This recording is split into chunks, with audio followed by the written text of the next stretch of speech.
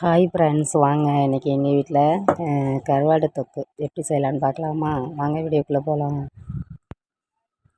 முதல்ல கருவாடுக்கு தேவையான பொருட்களை நறுக்கி வச்சுக்குவோம். வெங்காயம், தக்காளி, பச்சை மிளகா, கருவேப்பிலை, கருவாடு. அடுத்து தாளிக்கிறதுக்குள்ள முறை பார்க்கலாமா? ஒரு கடாயில் எண்ணெய் வச்சுட்டு சோம்பு போட்டுட்டு கருவேப்பிலை நல்லா